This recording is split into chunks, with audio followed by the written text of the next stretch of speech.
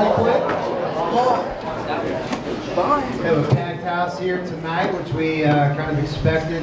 It's we had a lot of football players and a lot of cheerleaders and Emeralds, and we invited about 286 people. Now I know we don't have, actually 274 I think is what we counted. I know we don't have that many here, but it's pretty close. So packed house tonight, so just keep that in mind as everybody's up here talking on the microphone, that with the side conversations and stuff like that, that if you're talking and it doesn't take very many before the next thing you know, people around you can't hear. So just keep that in mind for me this evening. Thank you very much. I'm not going to do a whole lot of talking tonight, guys. I'm going to let the coaches do that. But I did want to take just a couple of opportunities this evening to thank some people along the way as I get up to the podium a few times. I wanted to start this evening by thanking you, the athletes and the parents, for being here this evening. The banquets are always a great opportunity for all of us to reflect back on the season. And you know, I've been doing this long enough, and a lot of you guys have had kids come through and know this as well, that an entire season is going to be a lot of ups and downs, a lot of highs and a lot of lows. And this is an opportunity to celebrate the highs, and not only of the individual accomplishments, but also the team accomplishments. So thank you for being here this evening. It says a lot that we have a packed house tonight. It says a lot about the kids, their buy-in, their experience that they had, and the parents and the support that you guys have for the program and for our kids. So thank you for being here. I'm going to turn the microphone over now to Kennedy Bowen. She's going to do the invocation tonight, and we'll go from there. So Kennedy, microphone is yours. Dear Lord, thank you for bringing us together tonight to celebrate this season and the hard work, growth, teamwork we've shared. We're grateful for the strength you gave us and the lessons we've learned in the good and challenging times. Thank you for the coaches who guided us, the parents and families who supported us, and the teammates who pushed us to be better every day. Please bless this food, bless everyone here, and continue to guide us with gratitude, sportsmanship, and courage in all that we do. In Jesus' name, amen.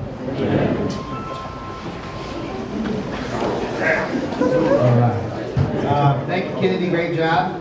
All right. I had a million people ask, well, not a million, but I had a lot of people ask me when they came in, who's eating first? Who's eating first? What table's eating first? And the truth is, I don't know until I stand up here right now and look at a specific seat and alphabetical by last name tell you who gets to go first and last. I'm not going to tell you what it is, because some of you will come to other banquets. But nonetheless, this is the time that I make a lot of friends and a lot of enemies all at the same time. The head table is going to eat first, okay? After that, the first table to eat will be table number 2. You're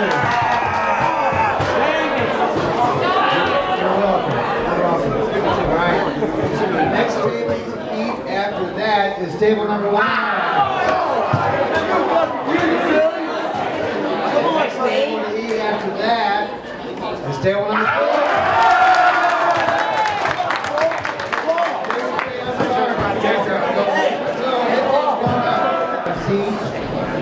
Wrap up your conversations, and again, just a reminder, put your phone on silent, please.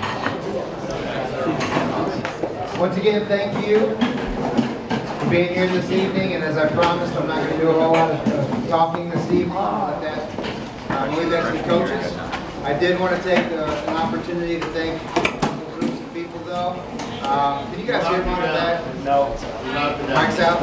The batteries were starting to die, and that was clicking on and off. Okay, I won't start over, but I was just mentioning that I'm going to let the coaches do a large majority of the talking this evening, but I did want to thank 2 groups really quick. Our meal tonight was provided by, the chicken and the cookies anyway, were provided by Country Mart. But we had 4 of our kitchen staff come in and serve that to you, and they also prepared the mashed potatoes, salad, rolls, and so forth. So those kitchen workers that were here this evening were Sandy Skaggs, Jordan Mueller, Claudia Pinkley, and Cheryl Macklin. Nice round of applause for them.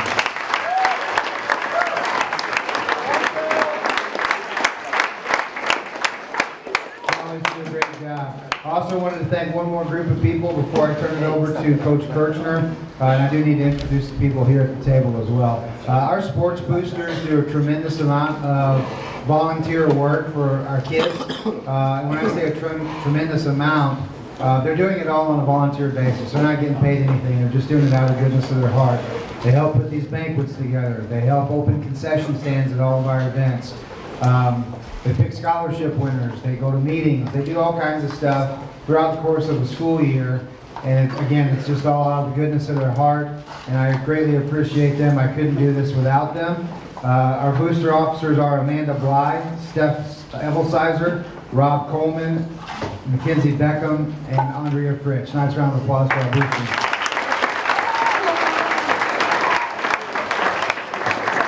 Okay, introduction to coaches. I'm going to introduce them from my left to right, so your right to left. If you could please keep your applause and hooplas until the end, until I've introduced all the coaches, that would be great. To my far left and your right is our head Emeralds coach, and that is Jennifer Kirchner. To her right is our assistant fall cheer coach, that's Lauren Bell. To her right is our head fall cheer coach, Laura Gegg. And then one of our assistant football coaches here, to my left, is Tyson Roth, excuse me. Tyson Roth, is that an insult? Go ahead, Tyson.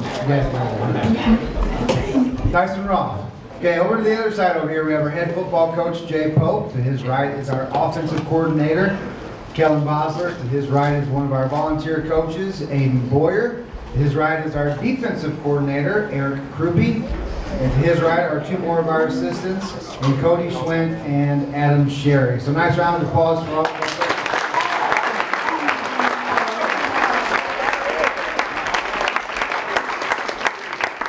I don't take near enough time to thank these guys for all that they do, because just like everyone sitting here today, they have families, and every moment that they spend preparing, watching film or practice plans or whatever it may be throughout the course of the season and the off season as well, that's time away from their families. And I know you guys appreciate them, and I appreciate them, and I don't think any of us do a great job of thanking them enough. And that's just because we get so busy throughout the course of the fall. It's one day to the next, and games and this and that and the other. But I appreciate everything that they do. They're a tremendous group of coaches sitting up here with me this evening.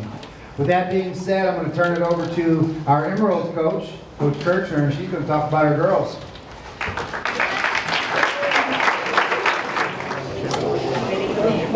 I want to start by talking now about the beginning of our fall season was at UDA camp this summer.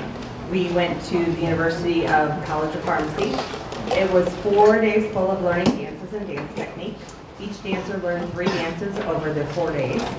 They performed one team pom routine together, which earned them a blue superior ribbon.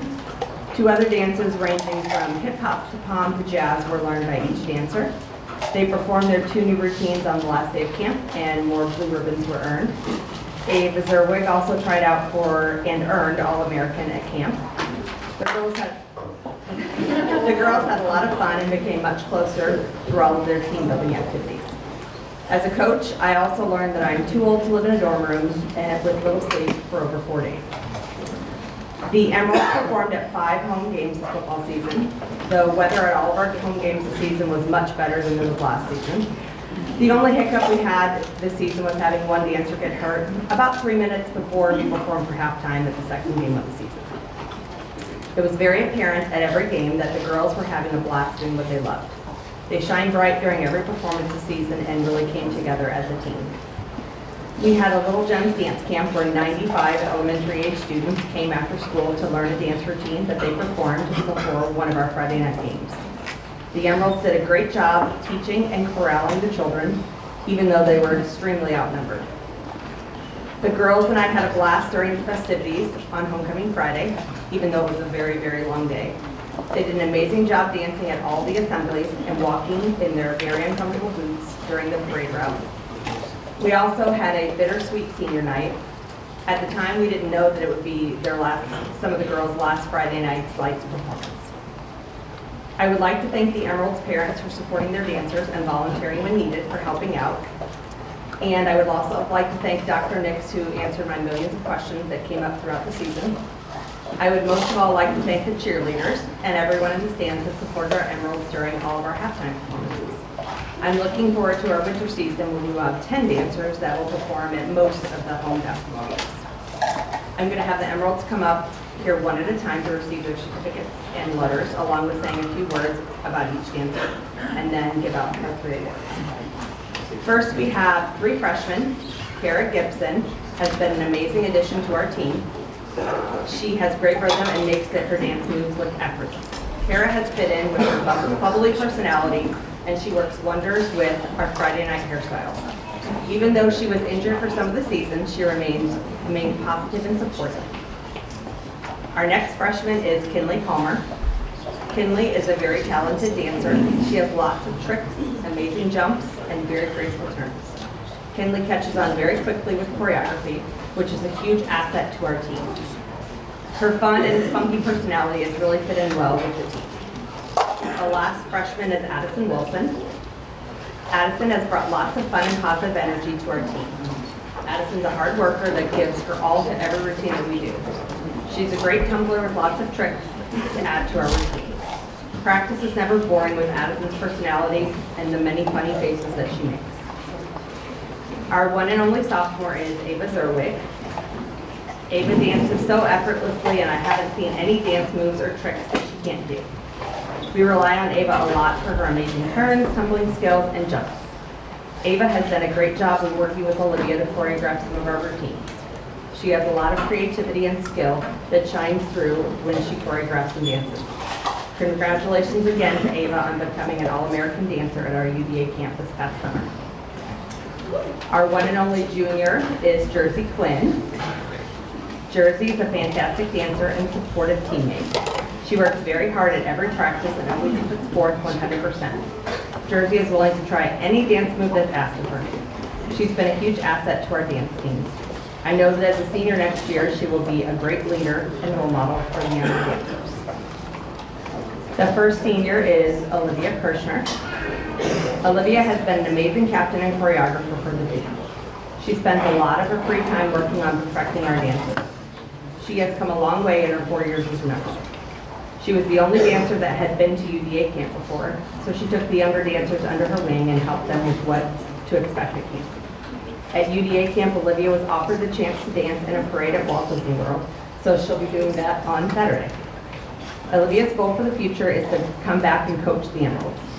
I'm going to miss all the extra time that I've gotten to spend with her as her coach over the past year and a half. The second senior is Kyra Freitler.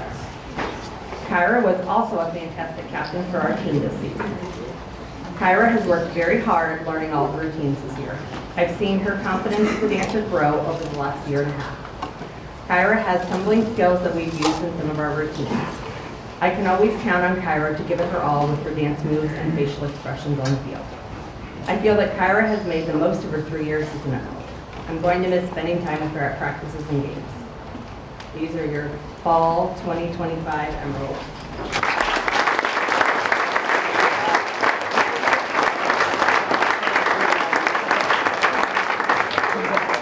I have 3 awards to give out. The girls voted on these 3 awards.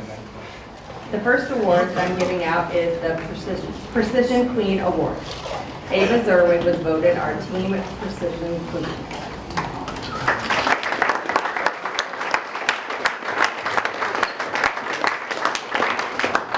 Her movements as she dances are sharp, precise, and she makes it all look effortless. Ava makes every jump, turn, and trick look easy as she performs it. Ava's been an amazing asset with when some of our other dancers have been working hard to perfect the skills. Ava always goes all out and gives 100% with each practice and performance.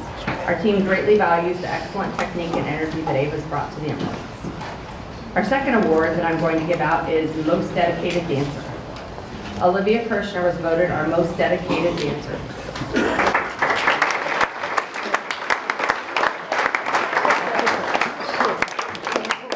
She works very hard to keep our team organized and brings a lot of talent to them. Olivia sends out a packing list before every game, for every event or home game. She's choreographed many of our routines along with learning others to help teach some of the girls. She makes sure to take lots of pictures of every dancer to be able to put them on our social media accounts that she manages. Olivia also makes sure that our videos of dances get put out on our band app so that everyone can practice. She's been a great team leader for the new freshmen. The third award is for Most Positive Teammate. The team voted that Jersey Quinn is the most positive teammate.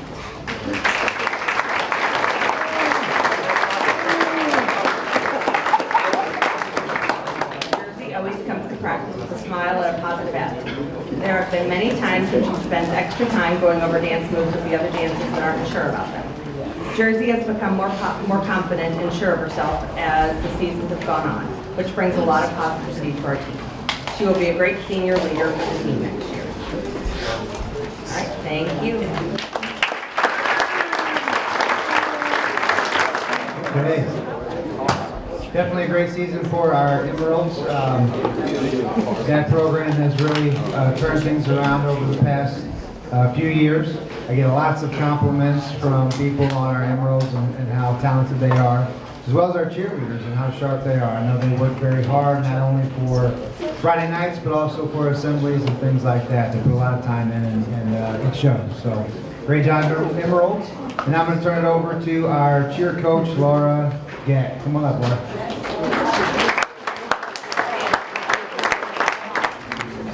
Good evening. First, I want to start with a few thank yous. A lot of parents for the cheerleaders. They travel a lot with us. Good thing because we don't have a bus to go home. So that helps.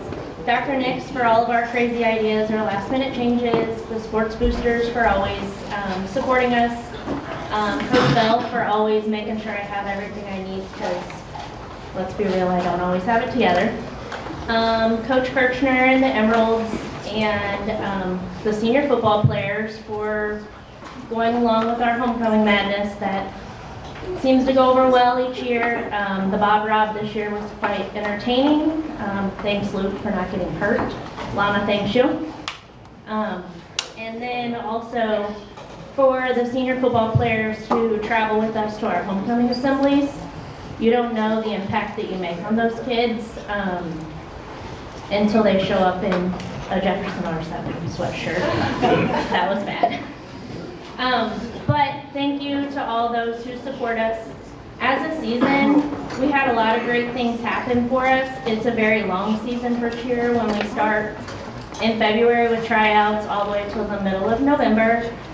We spend time over the summer practicing to prep for camp. We started with 12 girls. Graciously, we got to add a 13th with our foreign exchange student, Tinka. And we ended the year with 13, so that is a huge accomplishment. We had a lot of fun with some traveling experiences, from loud bus rides to cheerleaders screaming on the buses to the both coaches having to learn how to drive the new 13-passenger van. That was a treat. The girls are always eager to learn new stunts. With this comes lots of frustration, tears, and excitement. We did end the season concussion-free, so once again, a plus. Camp and homecoming are the big events for our fall cheer team. Homecoming's a huge week for the girls. There's a lot of undertaking going on with homecoming that a lot of people don't see, but the girls do spend all their time prepping for homecoming mostly, ending with a lock-in on Friday night where they're here all night decorating, prepping for the week.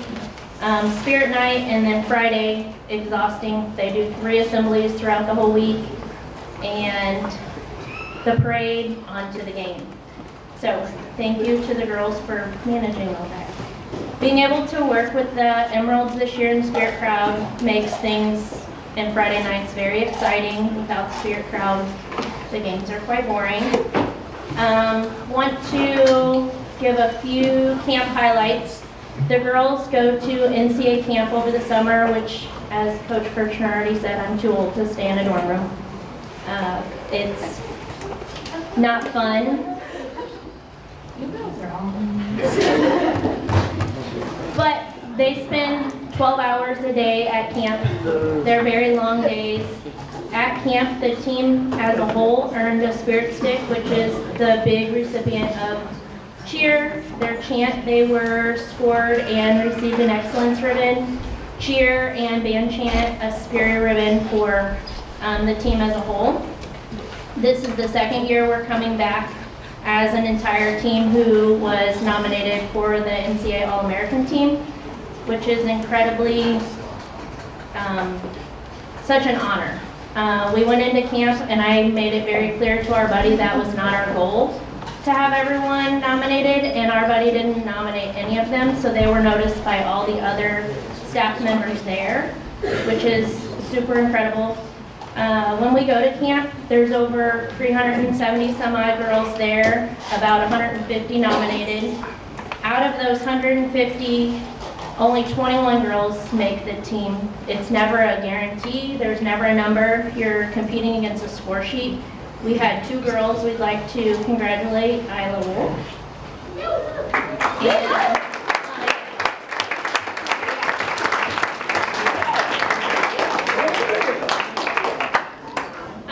I know that All-American seems, no one really understands, but that's kind of the state for cheer. We don't really compete with anything else. So being nominated is incredible.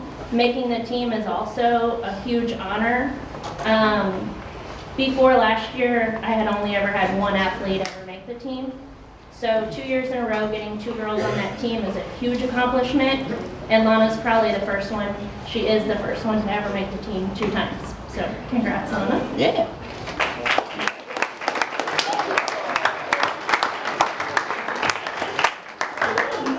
All right, so awards. I'm going to bring up all the girls, and our girls follow a discipline handbook to earn a varsity letter because obviously they're all on the sidelines, so they don't just have a quarter or whatnot they're earning. So they have a discipline matrix that they follow, and we're going to bring them up here one at a time. Kirsten Hudson, she's a first-year freshman earning her first varsity letter. Lori Hu, also a freshman earning her first-year varsity letter.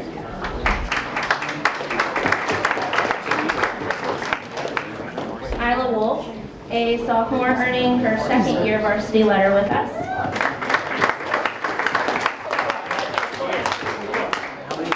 Maria McGuire, a second-year returner for us.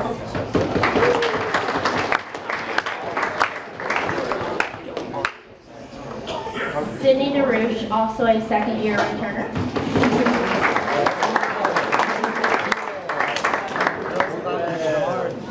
And our last sophomore is Aaliyah Capps. This is her first year on the fall team for us.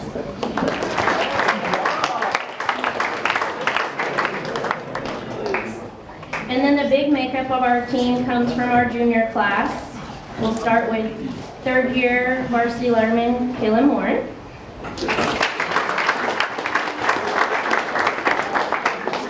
Second-year varsity letterman Kirsten Reeves.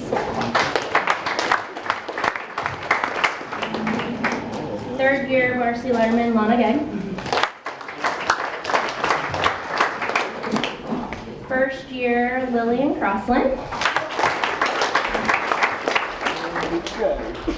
Third-year Kennedy Bowen.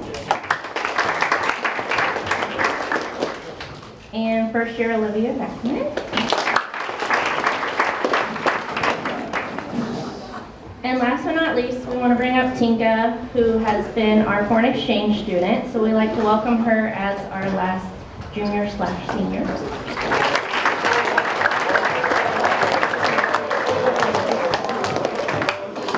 All right, with these girls, I want to thank them for an outstanding season. We get lots of compliments about the girls throughout the season, and the program is continuing to grow, which is super exciting for us. We do have a few awards we'd like to hand out. The first award is an athlete who exemplifies great jumps, and we'd like to give that to Lillian Crossland.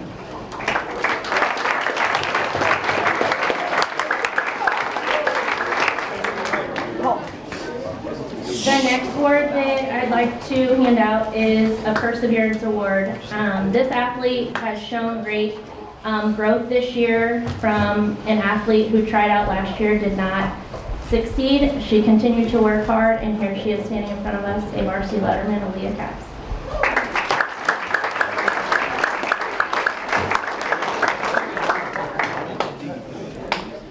The next award goes out to an athlete who not only exemplifies outstanding technique, but lets the other girls know when they need to work on technique. Lana Gay.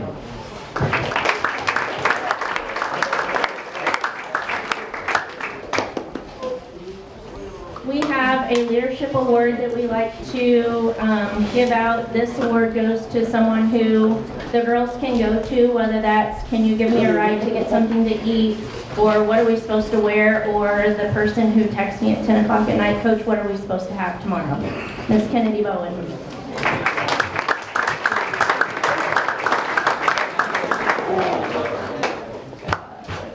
And then our honorary 2 awards that are consistent since I was a cheerleader here. Miss Spirit, an athlete who is always positive, ready to work hard, and just always comes in with good attitude.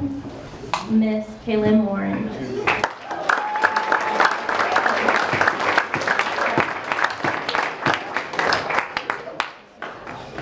And then we have our Miss Cheerleader Award. This award goes to an athlete who not only athletically shines, but you can see it in the spirit that she always has on Friday nights or at assemblies or wherever she is, always has a smile on her face. Miss Ida Wolf.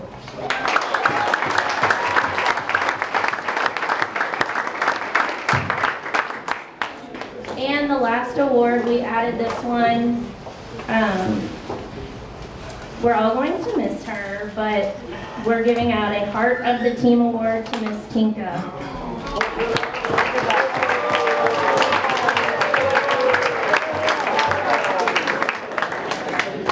Tinka has been a great addition to our team.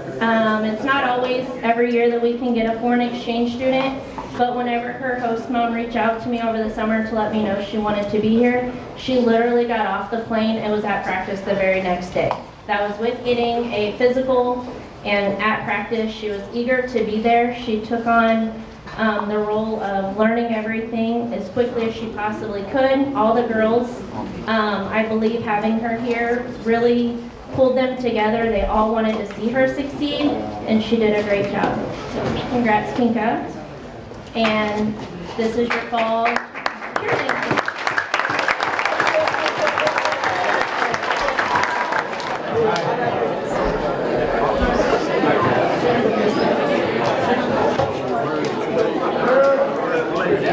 A lot of interesting personalities in that cheer group, but a great group of girls just like our own. So we really appreciate them. I know our football team does as well with the support that they give throughout the course of the game. It just adds to the great atmosphere that's a Friday night football game. So turning it over now to our football coaches. They're pretty well all going to get up and say something, but we're going to start with Coach Pope and go from there. So Coach Pope, the microphone is yours. All right, thank you everybody for being here. It's going to be very similar to what we've done in the past. I'm going to hand out some thank yous to everybody that makes Friday night special, and then we'll kind of talk about each season, JV and varsity, and then we're going to talk about our seniors at the end and hand out some awards. So starting with thank yous, I'm going to miss people, so just know it wasn't intentional if I left you off. It takes thousands of people to make this thing successful, and I feel like the atmosphere this year, every Friday, home or away, was as good as it's ever been. And that takes a whole community. It takes countless people. And I'm going to try my best to thank all those people. First off, all sports boosters, any sponsors and donations that we get throughout the year. That is huge to our program. I talk all the time about how big of a scam football equipment is. Helmets are like $400 or $1,000 a piece. And every dollar goes towards, just making sure our guys have the best equipment for their safety and everything else. So thank you if you donated throughout the season. Next to the Dragon Fuel parents, Beth Verano and everybody that helps out with that. Make sure we're fed each and every Friday. I know my waistline hurts a lot during the football season with all the cupcakes Mrs. Kiefer makes for us, but we are very, very grateful for that. It takes so much off our plate, pun intended, with parents doing that. And with that, we want to thank the local businesses that donate to that. I know West Stronger and Save-A-Lot's a big one with that. We've got so many local businesses that come together and pitch in food and whatever else for those meals. So thank you to anybody that donates. To our trainers, Jess Fallert is our in-house trainer. She takes care of all these knuckleheads before they even come to me. So if they're faking something, she usually calls them out so I don't even have to deal with it. And then Tyler Brown on Friday nights. just can't even begin to say how important he is to our program. Hopefully you all have seen it, but he loves your children as much as the coaches and as much as you do. And he does everything in his power to make sure they're 100% healthy. And even coaches too, when they get knocked down or even wrapped from time to time. So definitely thank Tyler for that. Mr. Banks and the broadcasting crew did a fantastic job making sure if you weren't able to come to the games that he brought a good quality product for that game home to you. So thank you, Mr. Banks, and all your students that did that for us this year. Other media, Mike Boyd at the Herald, Matt King, Daily Journal, Dunn's Communications, everybody that covered us throughout the season. Special one we added this year was Anna Fisher. All the graphics you saw she created in Coach Ross' class. I hate social media, I hate graphics, but she took care of all that so we can kind of recognize you guys again this year. So thank her for dealing with all that. Game day operations people, again, I know there's so many people I'm going to leave off this list. These are the ones I thought of today. Bum Stoll, Randy Palmer, Ryan Armbruster, Tim Dunsey, Randy Hogemiller, the Mayor, Mr. Brian Kime, Art Armbruster, Paul Aarons, Derek Schumer, not Tim Schumer, and everybody else that makes our experience on Friday night successful. I know, there's countless people, and a lot of those people go unseen, and hopefully they know that we appreciate everything they do for the Dragons on Friday nights. Two more guys to lump in there. Brian Schweigert for helping out Rabbit Tom here carry all our gear this year. Rabbit's been doing that for a long, long time, probably longer than I've been alive. He's slowing down a little bit. And thanks to Brian for helping in. He still loves to do it and wouldn't miss a Friday night with his boys. So a little side story about Rabbit. If you haven't seen him lately, he's got a cast on his foot. I rubbed it before the Lift for Life game, thinking a little rabbit foot luck would help. Whether it worked or not, I don't know. I'm still up in the air on that one. The Emeralds and cheerleaders, again, Coach has already said, Dr. Nix has already said, the vibes that they add to our Friday nights makes it that much special. I'll have to get with Kinka, maybe she can help me figure out how to get people physicals within a day, because 3 months isn't enough for some of our players at times. So, yeah, I'll get some notes from you. I'm going to double back. Dr. Nick snuck out when I had his name on here. The hours that he puts in, not just for football, but all our programs here. I just hope he knows how much we appreciate that. I will share this. I think everybody in this room was disappointed when Normandy didn't show up. But I kind of took a silver lining to it, because I got to see a side of Dr. Nix I never seen. I'm just going to call it Southern Illinois Dr. Nix, because he was pretty fired up, and it was just to see his passion and fight for our kids each and every day is just something we were very grateful for, and I hope he knows that. Last couple here, the maestro, John Mooney. Home games, he's always been great. The thing that stood out to me this year is when we traveled to Potosi, and he had that trumpet out, and he rallied us when we needed the most.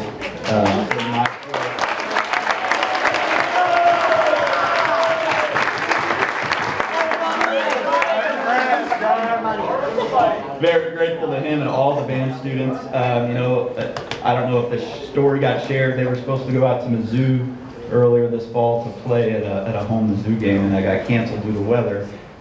So he decided to take the band to Fredericktown when we played out there, and I think they were the only music in the stadium that night. And really, we talked about it as coaches, it brought the vibe that night. So we're very grateful to him and all the band students. For all our coaches, it takes a lot of hands to make this thing successful. This program wouldn't be anything without all these guys sitting up here. Coach Moore couldn't be here tonight, and all our middle school coaches. Everything they put into this, hopefully, is something that these guys can take with them forever. And I think they all bring certain things that they're good at. Each one connects with different players throughout the year, and just very grateful for these guys. And last, I want to thank all their families, all your families, just for the support. Talking again about Fridays this year, I think we're extra special, and it was, it was the lights, it was the cheerleaders, the band, all of that adds up into something special, and it's not something you get everywhere. I've been a couple different places, and a lot of those places don't match what we have here. So very grateful, because it takes everyone in this room to do that, and countless other people. So thank you to everyone. So now we're going to transition. I'm going to let Coach Schwint come up here and talk about the JV season. I'll come back up here and talk about varsity a little bit, and then we'll go through some individual stuff. Guess we're not saving the best for last this year, but that's okay.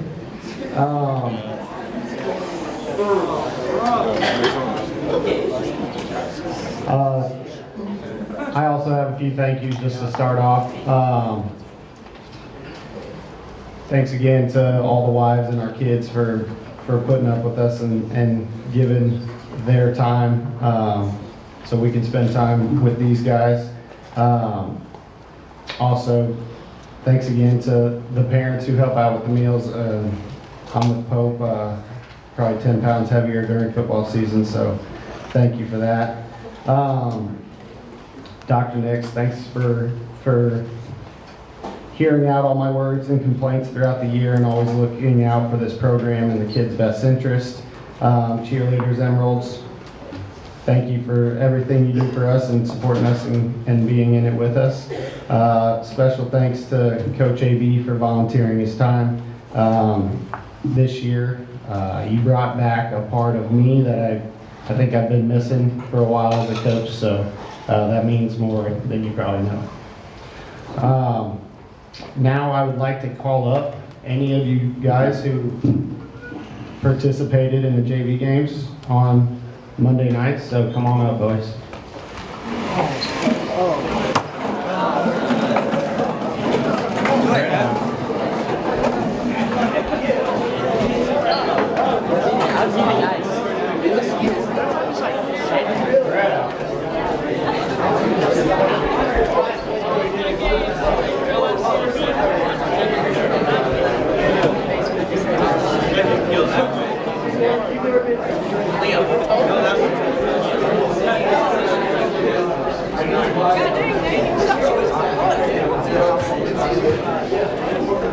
All right, so this squad in front of you went 5-3 on the season. The program says 4-3, but I'm counting the late forfeit by R7 as a win.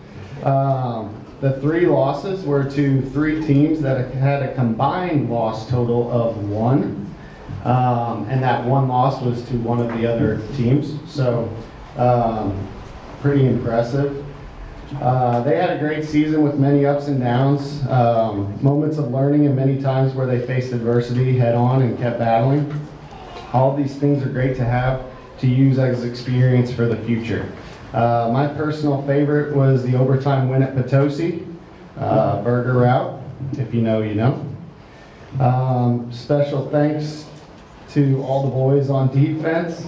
You guys kept us in so many games and had so many game-winning moments time and time again. I think when the offense got its feet underneath us and found a little bit of identity at Potosi, we turned a corner and we're pretty good after that. Next year we're going to keep working on cutting down the turnovers. That could be something we can definitely work on. This squad has a bunch of guys who can become really, really good. I personally had aspirations for the first undefeated season of my JV coaching career, but after a 0-42 loss, game 1, I had to do some rethinking on that. Again, that was probably the best JV team on this side of the state, so it worked out. Since COVID's happened, most of the Class 3 programs don't really run out a freshman group. As you guys can see in front of us, that creates an issue for playing time and things like that. It's unfortunate for our school because you get faced with the decision of either playing 9-10 games or playing JV games, and unfortunately, either the juniors or the freshmen, it makes it hard for opportunities. So I need everybody in here to know if we could do it different, we definitely would. We, at one point in the season, decided to do an inter-squad scrimmage for the first time. I think most of the coaches and hopefully you boys really enjoyed that evening. I did. It was one of the funnest parts of the season, I thought. We learned a lot about some guys we didn't know. and saw some things in a game-like situation that we wouldn't have seen otherwise. So that is probably something we're going to continue on. So thank you guys for going along with that.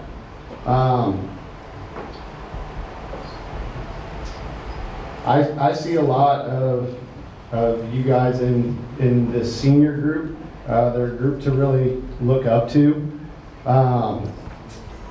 Along the way, not only did they stick together, it's obviously a huge senior group, but they pulled in guys like Paul and Al who clearly made a big difference. So that's something you guys can do as well.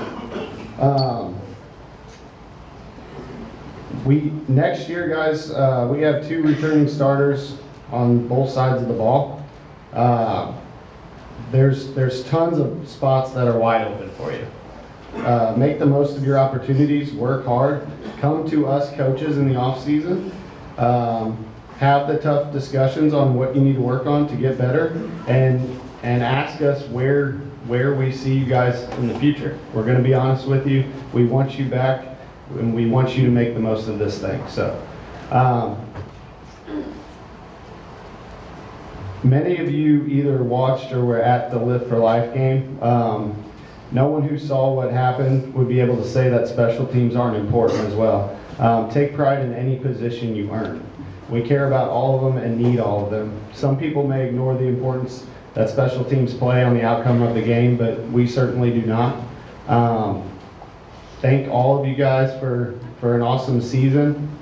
I know my intensity may be perceived as not having fun all the time, but hopefully you guys know that that's not the case. This level matters to me, as it does to all the coaches, and the future of our program. We're all here for you and can't wait to see you in all your other sports throughout the year. Again, I started off, we lost the first game 0-42, but we won the last one 37-0. So take that momentum for the next year, boys. Thanks.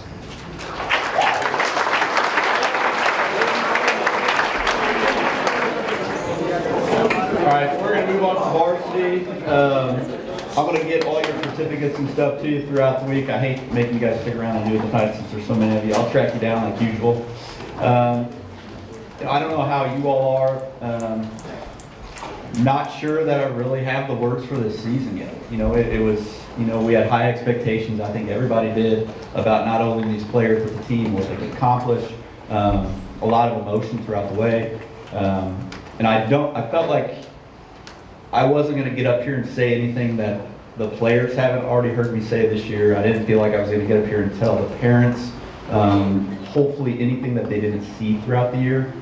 I was thinking back to last year, looking back at some of our surveys that we did. We try to end each year with a player-parent survey, and one of the questions on there every year is, what was your favorite memory from the season? And that's always one of my favorite things to read. And usually I don't share those. So I felt like instead of me standing up here and telling you what this season was, if you're still on the band, I put a post on there. I want you all to get on there, players and parents, get on there, take 2 minutes, 3 minutes, whatever, post what your memory is. That way, when we get along here in the next few years, we can all go back and see something that we don't remember, and we can still get a little bit of that back, a little bit of that magic back. Looking back from last year's, I read one from a player. I say so much dumb stuff at practice and throughout the years, I don't even remember things. And this player had said something, and it kind of changed the way I approached practice, and because it meant so much what he said. So take a couple minutes, players, parents, if you're on that band, take a couple minutes, post your favorite memory from this season.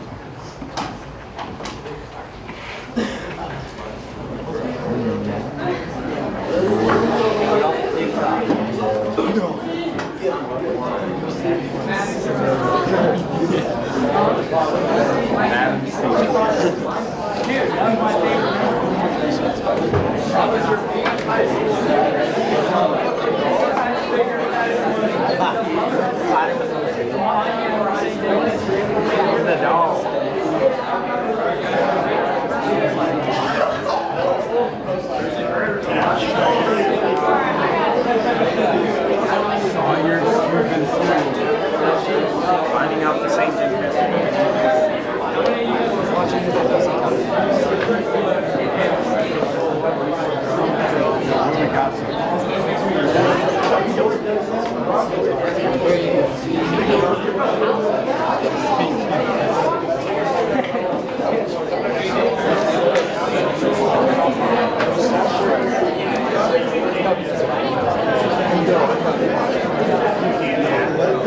All right, go ahead and finish those up. I'm going to share mine from the year.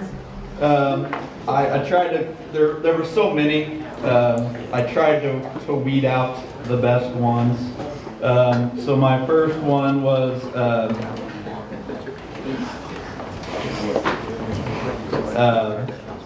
I'm trying to go in chronological order here too, knowing when my brain works.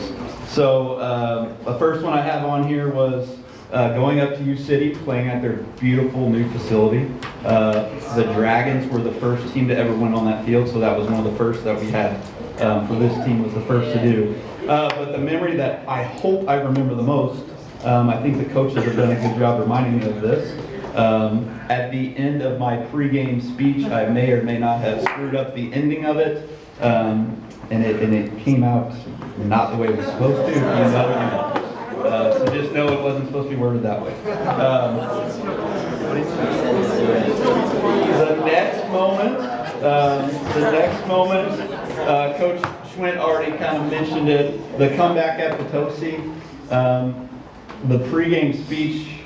I'm sorry, the halftime speech. We talked about curses aren't a thing. Curses don't exist. Don't believe in curses. The only way a curse exists is if you allow it to exist. Because we were kind of in a spot, that we were in a similar spot to the last time we were at Potosi and we lost that game, so that we wanted to talk about that, to get the elephant out of the room, that we're not cursed. There's no such thing as curses. But then you kind of look, I went back and looked, the exact spot where Ethan Ottens caught that game-winning touchdown was to the yard on the same side of the field as where their player caught the game-winning touchdown the year before. So maybe the 22-yard line on the north side of Potosi is cursed, so just don't go there. But that comeback, I hope I remember forever. The one piece after that game is probably a top coaching moment. Luke Ferrano's post-game speech to his teammates. If you were in that huddle, I can't even describe that moment, but it's everything a coach wants. On the way home, next moment, on the way home, I got to learn how terrible our players are at singing. Problem solving on a. I get to that. I have been in communications with Michelle Jokers that if you guys ever in her class, she needs to get you out immediately. But in that moment, I got to learn our players' version of Dixieland Delight, and I don't think I'll ever sing it another way. So again, the day Spider joined us for practice, that was the top 10. And then one of my tops, again, Coach is alluding to. Hopefully, I don't know what all our seniors are doing post-graduation here. I do know none of them are going to be detectives because Coach Schwint and I got to listen to them try to solve the case of the notorious St. John Wizard, and they weren't able to. So that memory is something I'll take with me. So again, hopefully I haven't read any of those, but hopefully there's some stuff on there. Again, the point of this whole deal, we all want to win. We all want to win games. We all want to win championships, but that's not why this thing exists. It's to build memories, brotherhood, fellowship, and all those things. And I think this group of guys did that. And hopefully when I go through those memories, we see some more of that on there. So with that said, I'm going to introduce the varsity guys up. So I'll call you guys all up individually. You can clap for them at the end. Again, I'm not going to give you all your certificates and stuff. We'll wait on that. So to be a varsity letterman here at St. John High School, it's been consistent probably since 1940, whatever it is. We try to keep it the same. That way it carries over. I use the example of when Scott Warner played here, it should be the same as when Trent went through and when guys before you. If you say you were a letterman it carries the same weight. So to do that, you have to play 10 quarters in a varsity football game. If you play 7 but not 10, you get a provisional. So if you hear me say a provisional, that means that player got at least 7. And I say this every year. I suck at tracking the quarters. I'm sure I made a mistake. I make a mistake every year. So if you think I shorted you on a quarter or two, let me know after, and we'll try to get it fixed for you. So your varsity letter winners for this year, alphabetically ordered: Alex Bosler, Sawyer Bowman, Eli Bennett, Gabe Bly's provisional, Cole Brace, Dylan Browse as a manager, Ian Cairns, Dylan Cash, Brandon Beck, Connor Dornkamp, Dane Evelsizer, Luke Toronto, Kobe Fowler is a provisional, John Finley, Wyatt Grimes, Carter Hogemiller as manager, Owen Hook, Caden Woody as a manager, Max Krupe, JD Loudenbeck provisional, Caden Manning, Drake Meyer, Alex O'Brien, Ethan Ottens, Talon Pinkley, Owen Roth, Micah Shear, Jesse Shilley as a provisional, Justin Schweigert, Tyler Sherry, Justin Slinkard, Maddox Sutton, Paul Taylor, Mason Trollinger, Cam Vogt, Jacob Warren, Jeff Wybrick, Brody Wolf, and Madden Wolf. These are your 2005 varsity letter winners, minus any that I screwed up on.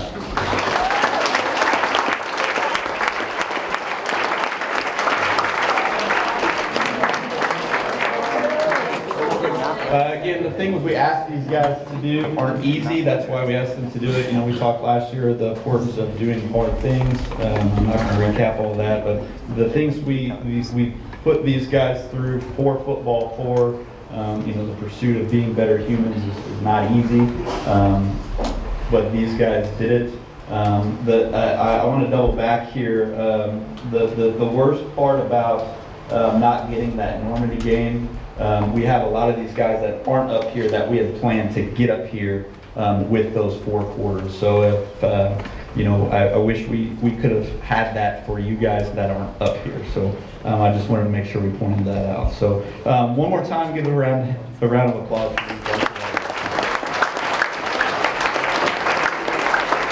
All right, you guys get that? So we're going to end the way we always do. We're going to talk about these seniors individually. You know, I went back and forth. The coaches went back and forth. You know, we have 18 guys to talk about. You know, we debated on how we wanted to do it, if we wanted to continue to talk about each and every one of them. Because, you know, if we said the words that we wanted to say, we'd be here till midnight. But we are still going to individually recognize them. We're going to try and be a little more brief about it, but it's going to be hard. This senior group is special. I'm not even going to talk about that because I think you'll hear it in what the coaches have to say. So we're just going to go in order by jersey, and a coach is going to talk about you. So the first guy up is going to be Ethan Ottens, and Coach Schwinn is going to talk about you. All right, I can't say enough about this guy right here. I'm the wide receiver coach, and he's been with me from day one. Obviously, winning football games is what we're all trying to accomplish. But most of the memories that I carry with me from the kids we coach are the ones made in practice. I can't thank Ethan enough for the time we got to spend together. If you know Ethan, he can have some days where he's a bit moody, as do I. But nothing was better than, after a rough day of practice, than him coming back with a big smile. And typically he'd poke me and run away and do his little goofy stuff like that. But just messing with me or getting to practice, start a practice, "What's up, Schwinn?" This huge smile on his face. I'm really gonna miss that.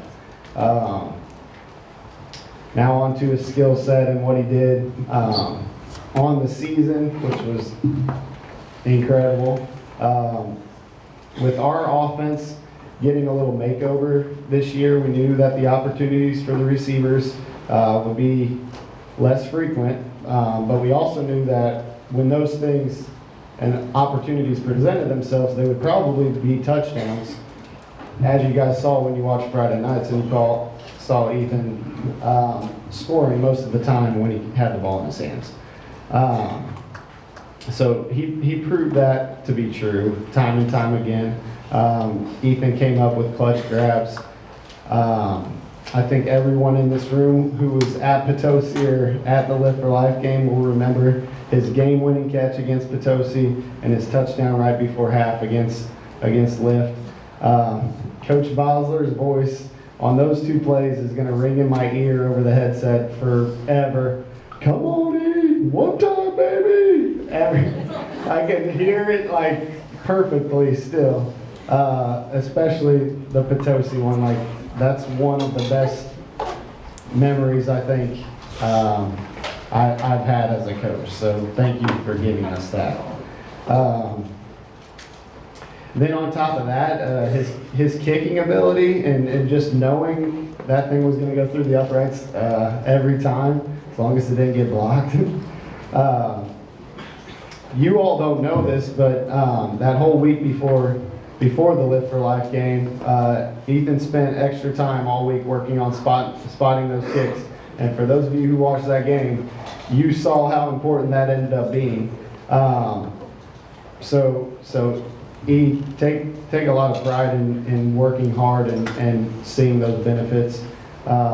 Remember the work that you put in, like I just talked about, will pay off for you in life and everything you do. Keep being that spunky, smiley person that people like to be around, like I talked about with us in practice. I love you, bud. I hope you feel like you got as much out of this as we got out of you. So, thank you.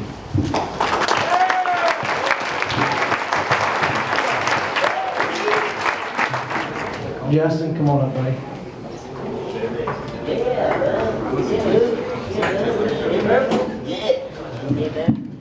All right, so Justin's played a big part of our offense these past 2 seasons. He's held down the running back position for us, and basically wherever we needed him. This year he was our F. If somebody went down, he was our Z. He was our H. He was kind of one of those wing guys, so we kind of could have put him wherever we needed to. He also played inside linebacker the past 2 seasons defensively. Now, if you've ever coached Justin, you know one thing about him. Practice was not his favorite part of football. I think the only days he enjoyed practice were the days he wore his 1990 Michael Jordan gym shorts that went down to his ankles, which were great. And if you're ever willing to part ways, Coach Sherry would love him. That fits his wardrobe to a T. But in all honesty, what made Justin so special was when it came Friday night at 7, like something flipped in him, and you knew what you were going to get. He kind of became a different person. The best part about Justin's game was he was always so difficult to tackle, which may be related to his tree trunk thighs and he was blessed with the Schweigert height, so that probably helped him a little bit. But Justin had the second most carries for us this year, behind Luke. He scored 8 touchdowns on the year. Like I said, like Coach Schwint said, we kind of changed our offense up a little bit this year. So we really asked Justin to play a much bigger role in the blocking game this year, and honestly, he embraced that role to the fullest and did such a great job all year. What I appreciate most about Justin is he's a competitor. He wants to win at all costs. I know throughout the year he got a little banged up with his hip and with his ankle, and I think it was the R7 game. You know, he had kind of an ankle injury. Didn't get many carries the first half, and I looked down there and I could tell he was not happy with me. So that second half, you know, I knew he wanted the football, so we got him a lot more carries in that second half, and I think he scored 2 or 3 touchdowns. But that was Justin. He wanted the football, and it's totally understandable. But he may not have loved the grind of practice, but he showed up when it mattered for his team. We just want to thank you for everything you've given these past 4 years. You made Friday nights exciting. You gave all for this team and program. You're always welcome to come back and strap on some pads, play a little scout team since we know you love practice so much. But we wish you the best of luck moving forward. All right.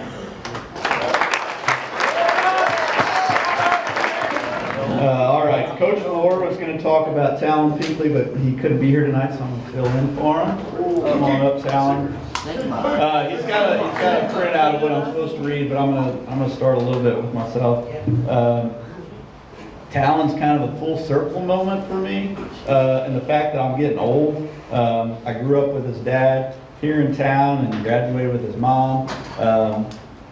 But I think there's something I never shared with him. His grandpa Bob I worked with for probably 3 or 4 years, and he is to the T definition of a man. And I remember working with his grandpa and thinking, I want to be like that guy one day. And when Talon came in as a scrawny little puny kid, I just think, man, he's a long way from Grandpa Bob. But standing up here now, I think he's getting closer each and every day. So, like I said, it's been a full circle moment to Coach Talon.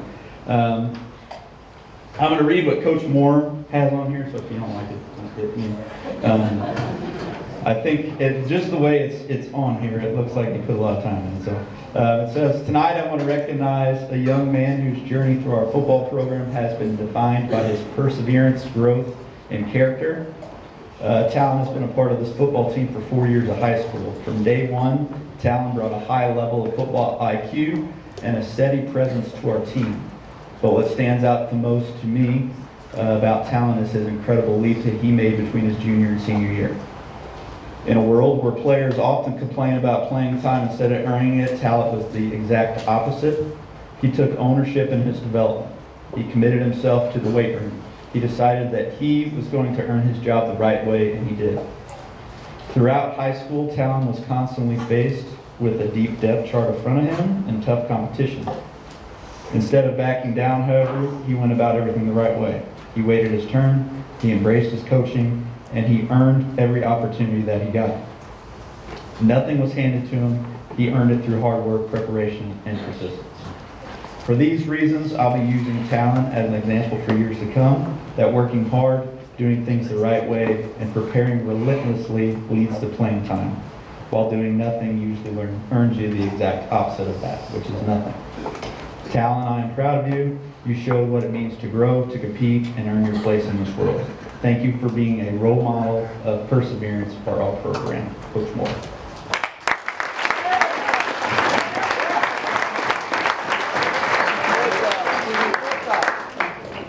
All right, next up, Coach Bob's going to come up, talk about Luke. All right, so I've had the opportunity to know Luke since he was basically a pudgy little 3rd grader out at Bloomsdale. And I feel like these past 2 years have been pretty special for me because a lot of these seniors this year, last year, they were the first group of kids that I've had out at Bloomsdale, and then I finally now get to coach them and watch them graduate. So it's kind of been awesome, special for me to see them grow up as little kids, and then watch them through middle school play football, and then finally see them graduate and watching them grow up as a young man right now. But I remember Luke out on the playground throwing the football with his buddies out there, and yes, I'm scouting little elementary kids for the future. But watching him in middle school, I told these guys when he was a 7th grader or 8th grader, I said, we've got a kid coming up. He's playing quarterback, Luke Ferranto. He's going to be a stud for us, and he's going to start for us as a sophomore. And sure enough, he did, and he was everything that we hoped he could be. But it's just awesome to see him grow, mature throughout the years, and grow to be an amazing young man that he is. I remember his first game. We were up at Festus. He's just a sophomore. And I remember the first play to this day. We called a post Wyatt Spring Camper, and if Luke would have put a little more air under it, probably would have been a touchdown, but he put it on the line. Backside safety comes over, picks it off.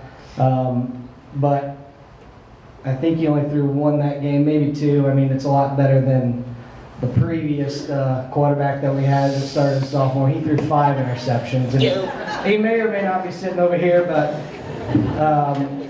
later in that game, we come back and we call the same play, and what's he do? He throws it over the top for a touchdown. So, I mean, that was Luke. He learned pretty quick, and he just understood the game. Being the quarterback, in my opinion, is one of the toughest jobs on the football field. You're the person that touches the ball every single play. You've got to know what you're doing, and you've got to know what 10 other guys are doing at the same time. It's not an easy task to do, and probably doesn't help that some of our play calls are like John Gruden sending them to play. It's not easy to comprehend, wing left, cat right, Y flip, killer H, stretch right, lock, vert, swap. That's a play call, and I guarantee you Luke probably knows exactly what I just said, and probably knows exactly what his plan is on that play. Like I said, it's not easy, and Luke did a heck of a job playing quarterback for 3 years, and we honestly couldn't ask for anything more out of him. I think the biggest thing and the biggest growth that Luke had over his 3 years is his leadership skills. As a sophomore, he was pretty quiet, pretty timid, which is understandable. He led more by example. And then as he became a junior and a senior, he became a lot more vocal. Just like at the end of the Potosi game, he talked to our guys, had a big speech. He just became that leader that we expected him to be. And that's what we asked out of him. And that's what we needed on offense. Luke put up some pretty amazing stats as a 3-year starter, and I'm just going to name a few of them. This year he passed for over this is not the last game, so it ended up being around 1,400 yards and 16 touchdowns while only throwing 2 interceptions. 2 interceptions throughout 11 games, 12 games is very impressive. Boyer threw 5 in 1 game, so 2 in a year is pretty solid. Yeah. He ran for over 1,100 yards and 15 touchdowns, and if you're not familiar with stats, if you can rush for over 1,000 yards in a season, that's pretty impressive. And he did that his junior and his senior year. When you look at his stats as a 3-year starter, Luke threw for almost 5,000 yards and rushed for 2,750. So those are some numbers you should be proud of right there. Aside from the stats, aside from being a great athlete, Luke's even a better person. He's a great leader, hard worker, and is willing to do whatever you ask of him.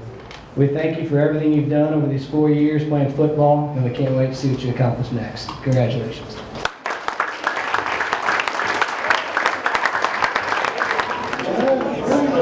What Coach Bosler failed to mention is that in practice, Luke not only would know those plays, but would start. You guys have seen me doing all the hand signals on Friday. He would be signaling what was coming next as he was standing there while I was signaling into him. So he's got a much better memory than I. But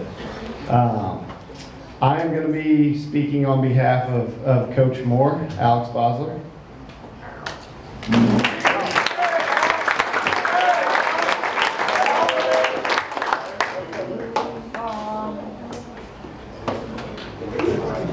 So everything I say is from Coach Moore's mouth. If it was from me, I'd be a lot more mean to Al. But so it says, tonight I have the honor of recognizing a young man who made a tremendous impact on our program in a very short amount of time, senior football player Al Bosler. Alex joined the football team his junior year, and from the moment he stepped on the field, he became a significant addition to our team and a major contributor to the success of our defense. He has a high football IQ, and he consistently made the effort to grow, learn, and improve his skills every single day. What truly set Alex apart was his leadership. He took accountability for his mistakes, he raised the energy of the other 10 guys on the field, and he played with a level of maturity that elevated everyone around him. Alex is the kind of kid who pushes a high school coach to be at his very best. What I'll miss most is the trust I had in him. No matter whether we were playing the worst team on our schedule or the best, I never had to worry about if Alex was going to do his job. I always knew he would. On a more personal note, I really valued our conversations. Alex is one of the few players who allowed me to take off my teacher or coach hat at times and just be a dude. That meant more to me than he probably knows. Alex, thank you for your effort, your leadership, and your trust. You made our team better, and you made me better. I can't wait to see what you do next. Coach Moore.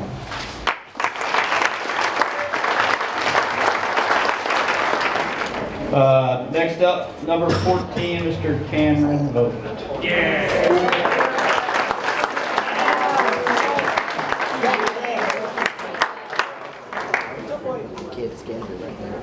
I'm not like these guys. I kind of like shooting from the hip, so I didn't write anything down. But it's easy when it comes to talking about Cam. You know, I remember when he came out his freshman year, I didn't really know him. I knew kind of the Vogt family, and I wrestled with his uncle, and just kind of the background that they had of tenacious, gritty, hardworking, all those kind of words that you use. And Cam definitely carried that legacy on. You know, last year, I remember having a conversation with him. He was working hard, and we just couldn't find a spot for him. And every Monday night, he was at JV making plays, and really forced us to find a spot for him on Friday nights as a junior. And we ended up doing that, throwing him in at running back, found some packages we could get some success, give Cam some success there, and you know, he was doing a good job, and they got concussed there at the end of that year. And then going into this year, the off season, again, all those same things over the summer: hard work, relentless effort, just grinding away to find a spot, to find a role. And when I think of Cam, I think of a guy that, you know, the term coachable isn't even the right word. It's something beyond that. Just willing to do whatever it took for the betterment of the team, whether it was scout team, whether it was a role player on Friday nights. Cam did it, and he did it with the attitude that it was the team first, and everything he did was for the team's success. And he certainly made himself a heck of a football player with that pursuit. You know, going into the year, I don't know that anybody in this room would have thought that this was one of our best defensive linemen on the football team. But that's what he ended up being. And again, that's through his hard work and his willingness to learn that position. I can't remember which coach it was that we played, but he called me on a Sunday after the game, and you know, we were kind of kicking back and forth what happened. And he said, "Coach, I 14 kicked our butts." I said, "You got the number right?" He said, "Yeah, 14. That D tackle you guys had, we couldn't stop. We couldn't stop it." And that became a trend throughout the year. And then even last Friday against Lift for Life, you saw that. If you didn't know anything about football and you saw Cam Vogt out there against those guys from Lift for Life, you'd probably scoff. But he ended up with a sack, a forced fumble, and made one of the best plays on scout team or on special teams that I've seen. And again, it's all attributed to his willingness to do what the team needed. So for all these guys in here that didn't get to come up here when we announced the varsity letters, talk to Cam, because he's got it figured out. And what he does, you can do to get into his position and make a big difference on your team. So Cam, thank you for your willingness to put your team first. Thank you for all your hard work over the years, and we're definitely going to miss it. Thank you, buddy.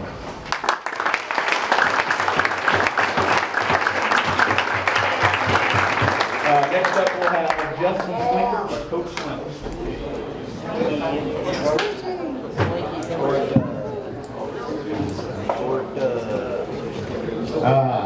This one's pretty tough for me, so I'm going to do the best I can.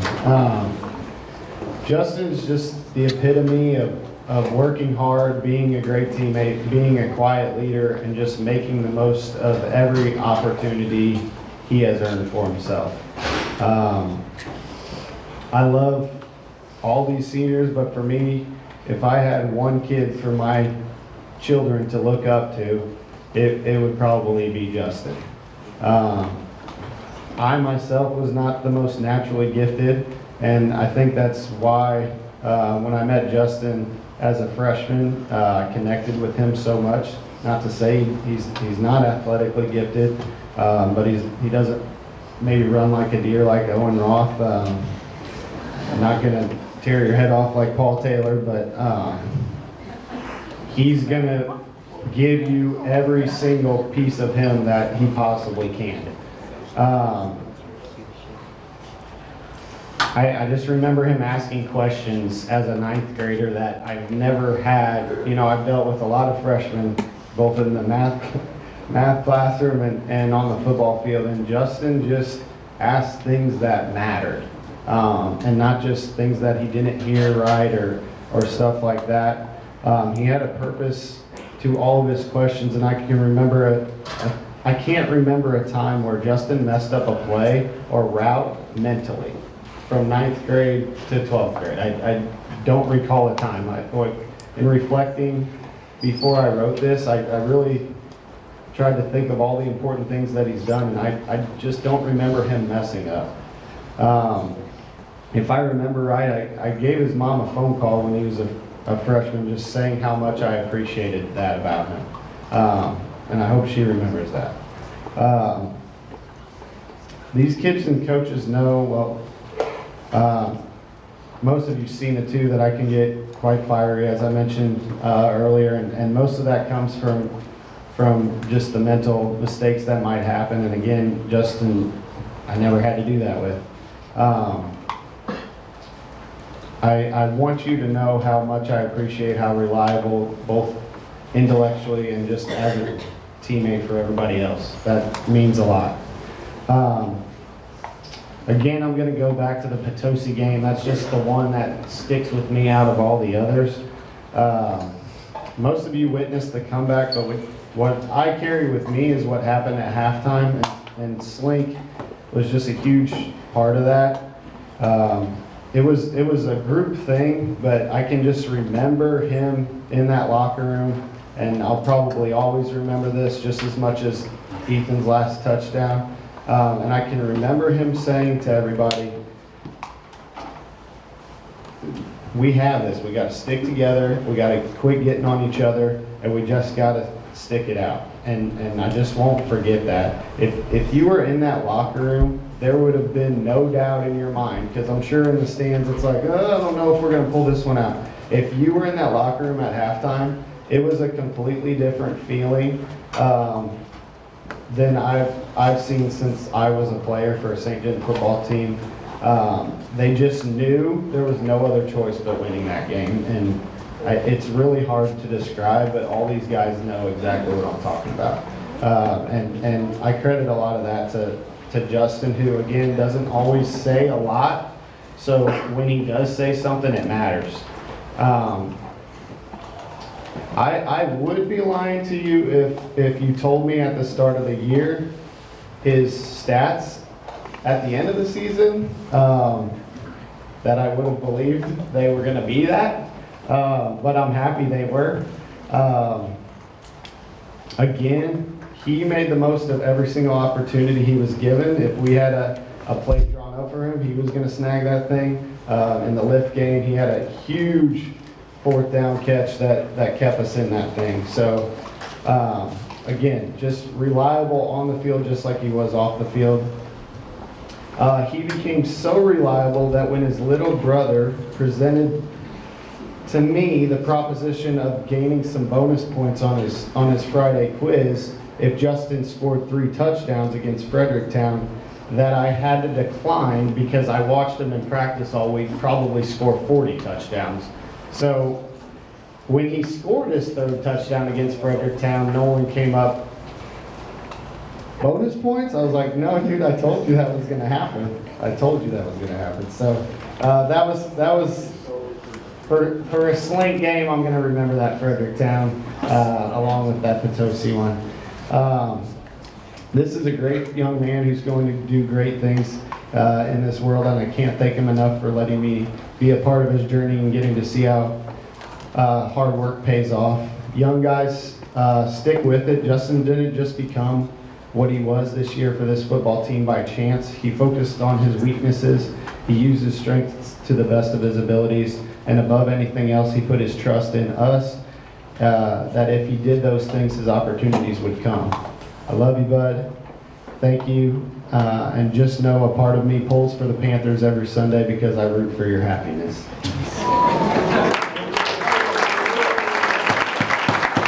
Improving throughout the course of the season, and he was playing some of his best ball at the end there, and really proud of what Drake became as a football player.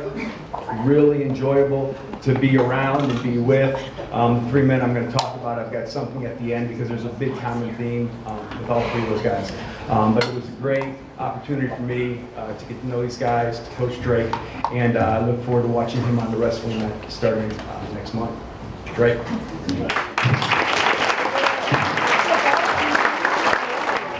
All right, next up is for Ian Kim.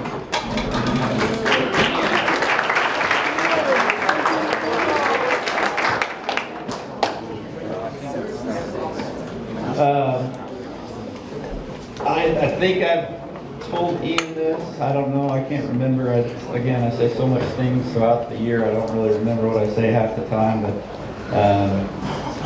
Ian's always kind of had a special place because he lives about 5 doors down from where I grew up. And I remember growing up down there.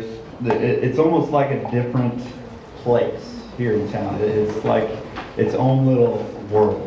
And I saw a lot of my friends from my childhood in Ian, and he carries a lot of those things that those guys did, and what that is hard work and a something to prove attitude.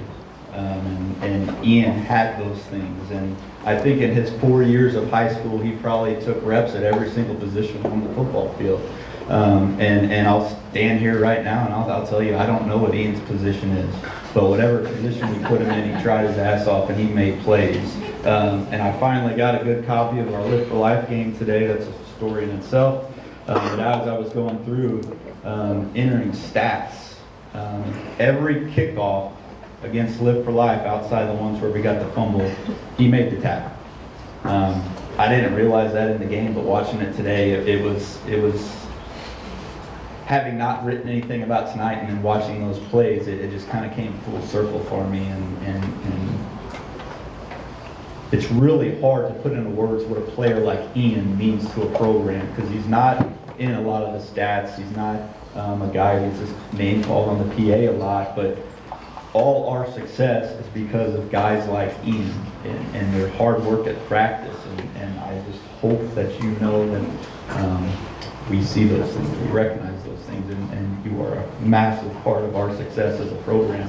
And again, your willingness to do that for 4 years and put the team above yourself is something that we as coaches can never thank you enough for. But with that said, you are our first award winner. We are going to name you the Scout Team Player of the Year because each and every day at practice you brought it. Some practices more than others, and we got really pissed off at you, but we needed that. So again, thank you for all your hard work, and congratulations.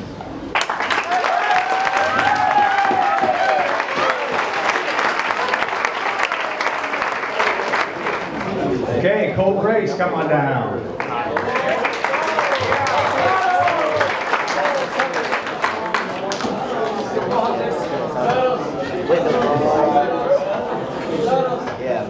Okay, so all summer long, Cole played safety. And it was in August that Cole had the task of making a position switch, which can be difficult to do, especially as a senior.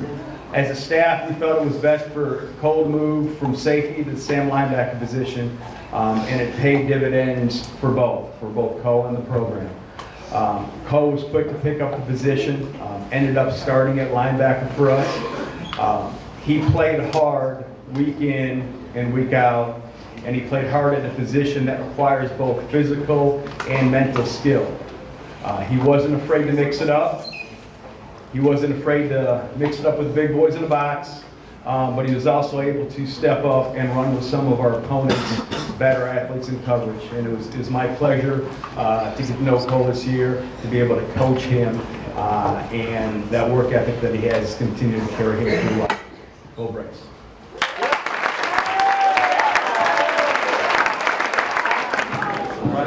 to bring out number 30, Eli Bennett.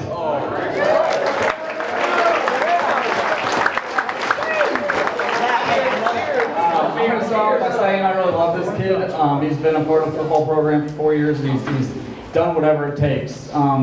JV, he's had to hop in at quarterback, he's had to play some safety, he's moved to a corner. It's just whatever it takes, he ends up doing that. And I think one of his moments that really shine is his ability to kind of be a field commander no matter where he's at. He's not only going to know his job, he's going to know everybody around him's job too. So he makes our field and our playing level go up just because of that. So I don't shoot from the hip too much, but so that was kind of my shooting from the hip moment. But those are what I have for Eli. Eli's one of those someone that brings so much value to our program that can't be measured by his playing time alone. He may not have seen the field as much as what he hoped for on Friday nights, but his knowledge of the game, his steady work ethic, and his commitment in doing things the right way were felt every single day, whether it was practice or just in between our hallways too. He was the kind of football player who showed up ready to learn, ready to compete, and always willing to step in on scout team and give their starters the best possible look for Friday nights. Eli embraced every role we asked of him and did it with pride, humility, and genuine desire to help the team succeed. His attitude made our practices better, his effort made our players better, and his presence made our program better. We're grateful for everything that Eli's poured into St. John football over the years, and we're incredibly proud of the teammate, leader, and young man that he's become. Thank you, Eli, and we can't wait to see the successes that await you in the next chapter of your life.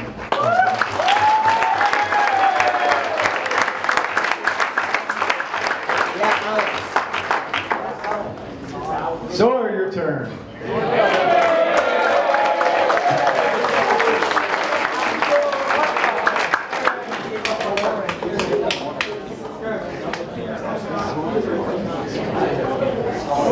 Okay.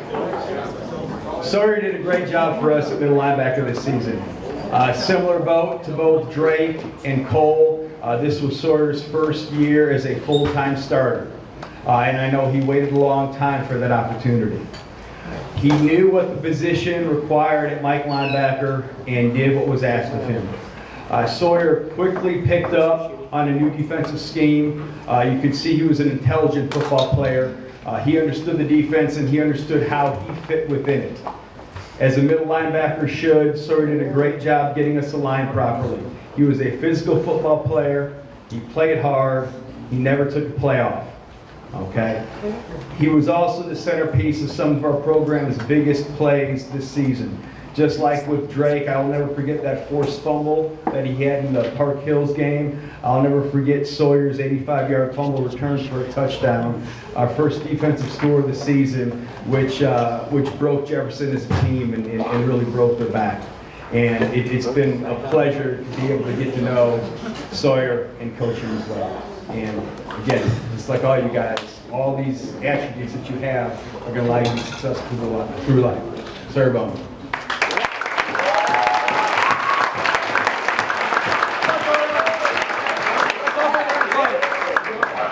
And before I step down, didn't know how this was going to go, but the kids that I had a chance to talk about, there was a lot of common themes with all three of them, whether it be Sawyer, Cole, or Drake. And you could even throw in kids like Justin and Cam and Ian, other seniors that played linebacker for us. But they were all enjoyable to coach. They're good kids, and they were fun to be around. And when it's enjoyable to coach somebody, it makes coaching fun. Okay? And they would do what was asked of them. They were coachable, and that's a life skill set that's going to get them far in life.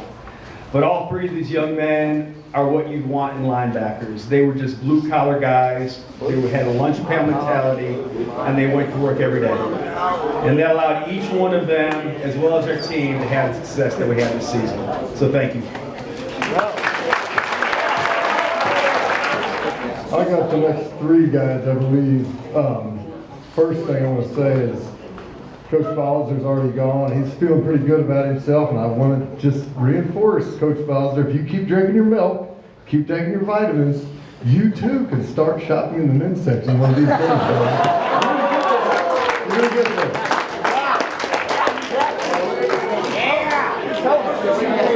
First guy I want to talk about, Caden Manning, come on up.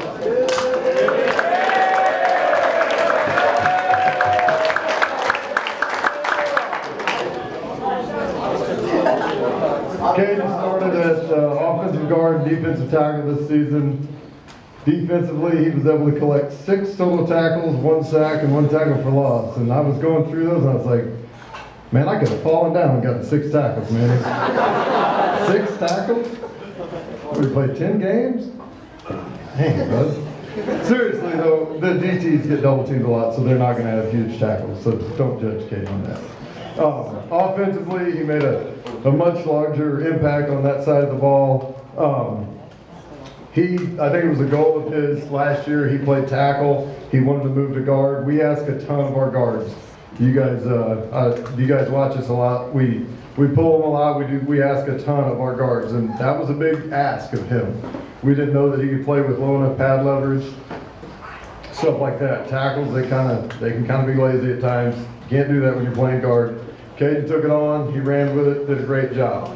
The big thing about Caden is, like, that dude can argue with anybody. Like, we went out, Spider was there, and I think he was yelling at Spider. And I was like, what are we mad about? Last year, he and Warren were on the same side, always fighting. This year, they were the same position, always fighting. So, I'm not going to miss that about you, Caden. I will miss you as a football player. I appreciate all you've done the last 4 years.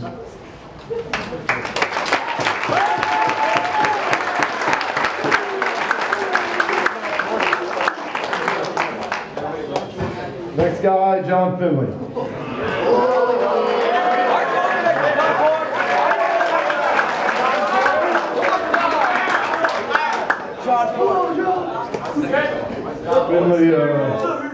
Finley broke out the new outfit. Sat as far away as he could, so he gets the catwalk down, looking good today. John epitomizes being a team player. I'm pretty sure you started at all 3 offensive line positions last year. Am I wrong? Center, guard, tackle? Pretty sure. This year, we found a home for him at right tackle. Did great there. Started all 10, 11, I don't know how many games he played, whatever Normandy was. Also, I don't remember him hardly missing any plays defensively. One U City game he had to come out because he was dinged, but he accounted for 23 tackles, 1 sack, 3 tackles for loss. That's almost 4 times as many tackles as you had, Manny. You can argue that if you want to, but the stats say. Big thing about John is, I think what all these guys would agree with me on is playing football in a small town. John is not blessed with the most athleticism, but he's blessed with a whole bunch of care and a whole bunch of try, and he was willing to lift in the offseason. You younger guys, if you're going to transfer to DeSmet or CBC, probably not going to play. If you're willing to do those 3 things, care, lift, and try, you can play at St. Genevieve. You can play at a small town. John cared, he lifted, and he tried real hard. And he made himself a really good football player. His relentless effort could regularly be seen at practice. As a matter of fact, I was happy to see that he and Ellis were on opposite sides of the room today. Didn't have to deal with him getting into it, which became a weekly thing by the end of the year. So that was good. He'll be greatly missed. His heart, his effort, everything about him greatly missed. I appreciate you, buddy.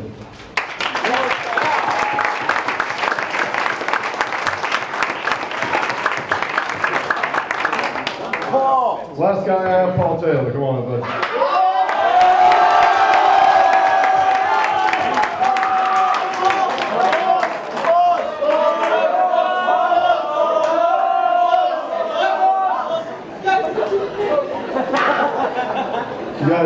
You guys didn't cheer nearly that loud when I came up. Okay.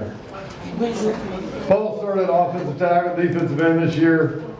Defensively, he led the team with 62 tackles, 9 sacks, 22 tackles for loss. Coach Pope and I, we were talking about it a little bit. We don't know about the sacks and the tackles for loss, but there's a strong chance those are records. We'll have to delve into it more. Offense, we knew what we had with Paul on defense. He started for 3 years. We knew we didn't have on offense. That was a tight end. But we knew to be the best offense we could be, he was going to have to play left tackle. He was very reluctant last year. I'm not going to do it. I'm not going to do it. So this year, what was our first day with Pope? June 4th? Probably June 4th, we put him at left tackle. Paul didn't complain. He knew that's what it was going to take for us to be the best. Didn't complain. Did a great job. Every week, can I bet enough Normandy? Yeah. Normandy's not going to watch this, we don't think. So bad enough, Normandy. Every week, we would end practice, our offensive practice, with a weird throwback we had for Paul. It never came up. We were looking for chances, never came up. Watching the pick six last Friday down the hill, glad we didn't run against Lift for Life, wouldn't have been good in that game either. So Normandy was terrible. If you're watching, you were terrible. You didn't even come down. You called us for 3:15. So we were going to run it against Normandy, and Paul was going to score, and it was going to be awesome. And Normandy called at 3:15, and they didn't come down. So Paul, you were going to score. It was going to be awesome. Blame Normandy, buddy. You got a touchdown in softball here. I'll let this lead into the last part about Paul. Our last game against Live for Life, we're scrambling. I think we're coming at Live for Life scored, went for 2. You need to tackle. I go get Owen Hook. Hey, you're in, left tackle, bud, ready to go. 40 seconds later, they're like, Paul's good. And I'm like, what happened to Paul? And die, and they brought him back to life or what? And Tyler's like, no, his finger was pointed the wrong way. And Paul said, put it back in place. He's like, I think it's broke, Paul. And he said, well, I don't care if it's broke, put it back in place. So he put it back in place, and Paul literally didn't miss a snap. They kicked off. He goes in. That's the kind of attitude, along with 62 tackles, 9 sacks, and 22 tackles for loss, that lead to Paul being back-to-back Goon of the Year.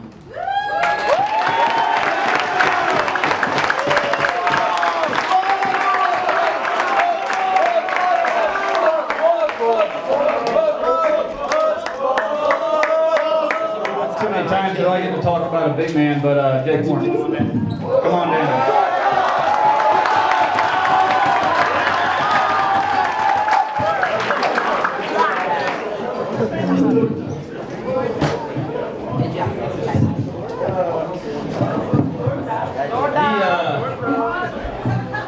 Level of leadership that Jake has kind of presented the past couple of years has been good, but I think this year it's became really great.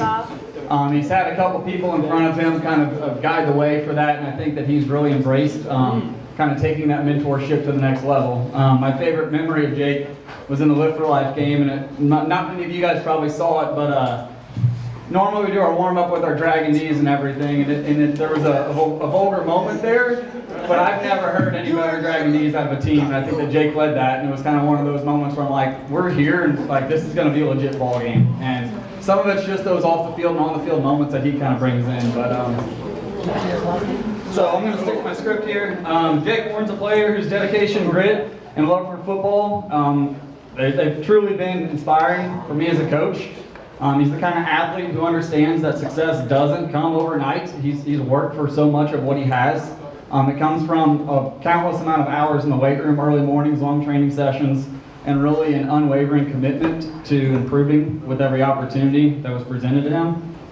He never asked for recognition. He simply wanted to do whatever it took to make himself and his teammates better, and he just kept pounding at whatever it took.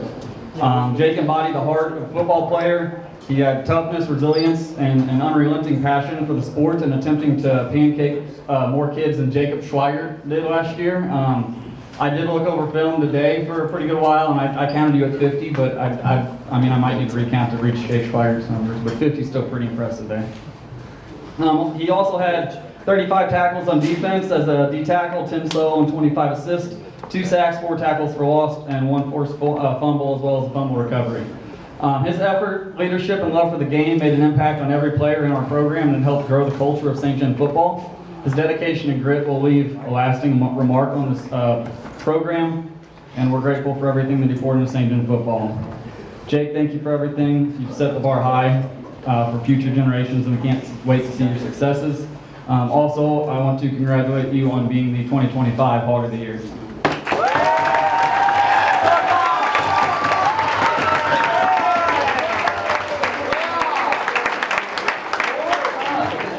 So, I guess the only thing I have to say to Coach Bosler tonight is, if he would have gave me a working headset this year, we probably would have at least had probably 6 or 7 more.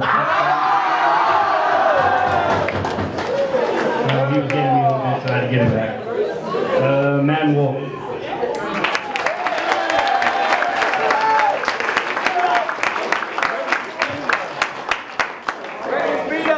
I got the chance to be around Madden a lot when he was a freshman.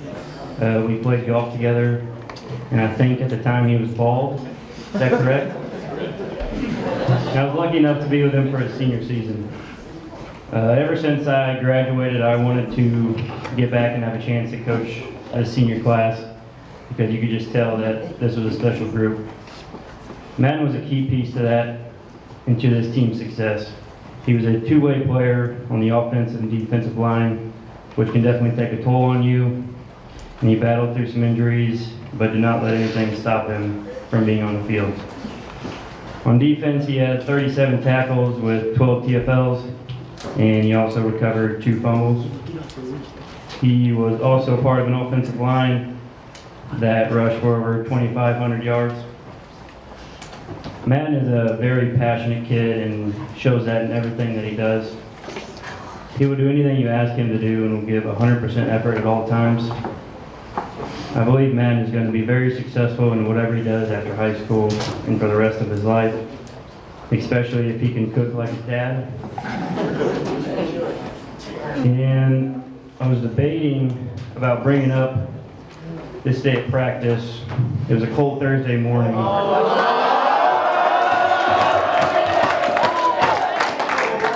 And we get out there and I'm looking around and I'm just seeing if anyone's not here. And I look and I look at Madden.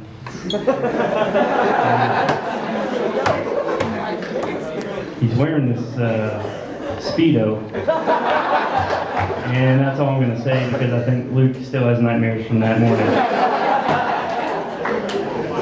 I know going forward, Madden will continue to be a leader and a great role model for those around him.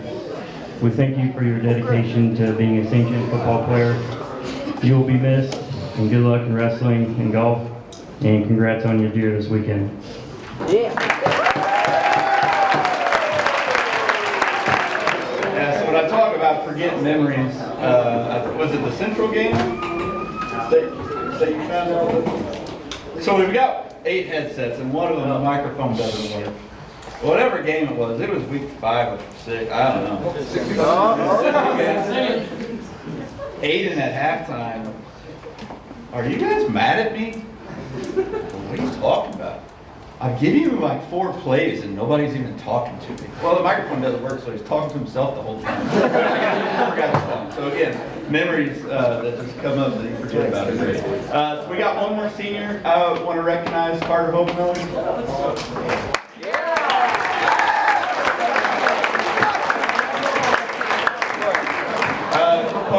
Carter came out as a freshman player, gave it a try. It just wasn't his thing, and that's fine. You know, football's not for everybody, but he asked, you know, he said, wanted to be a part of this class because he knew it was special. So he volunteered his time as a manager for 3 years after playing his freshman year. And he did our stats on the sideline along with countless other things that we just forget about during the game. But every stat that I give to the media on Friday nights comes from him. He allows us to highlight your players on the radio and help them get recognition. In addition, again, to the countless other things he does, from carrying laundry to all that other stuff that he did for us. So I want to make sure that we recognize Carter for his 4 years of service to this program as well. So thank you, Carter.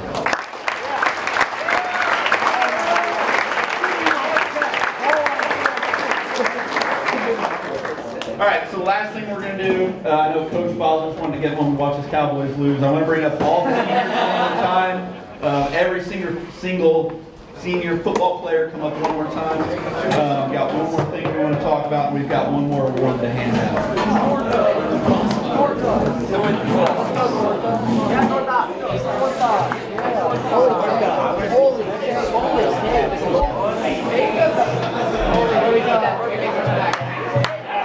Yo, Jake, I didn't know I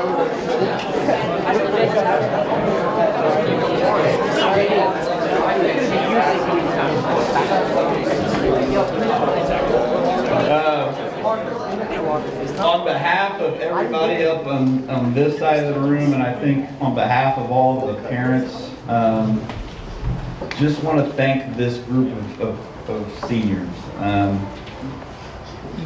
It's an uncommon group. It's not something you get very often. I think there's 18 of you up here. Each one of you not only played a role in the season's success, but you played a role in our school of doing something great. I can't think of another time where a senior didn't get ISS. I don't know how the hell Bub did it, but he got through. No ISS out of this group. In fact, I had a teacher seek me out about the third week of school.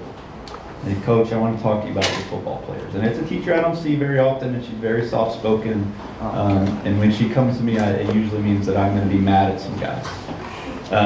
And she came to my classroom and bragged on some of these guys up here that you wouldn't expect a teacher to brag on in the classroom. And I think that, more than anything, sums up this group. They're great human beings. They're great sons, they're great friends, they're great teammates. And that's a direct reflection, again, of everybody that has helped them along their journey. So seniors, please give your parents and everyone in here a round of applause and thank them for your journey.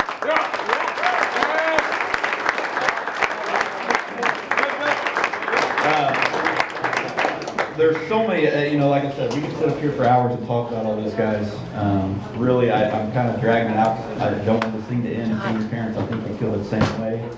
But we do have one more award to hand out, and that recipient is up here.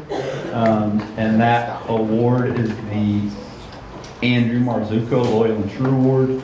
And really what this award symbolizes is everything we want out of a St. Gen football player when they leave the program. It's somebody that's dependable, you can count on, great character, does everything they're supposed to do it right.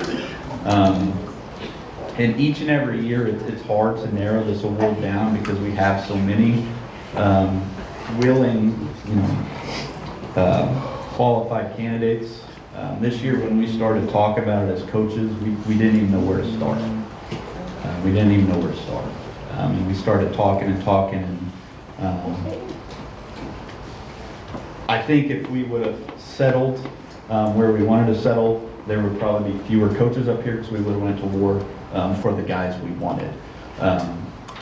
So after a lot of discussion and talking about each and every single one of these guys, we felt more than ever that each and every one of them was deserving of this award. So we are going to award every guy up here with the Andrew Marzucco Loyal and True Award this year.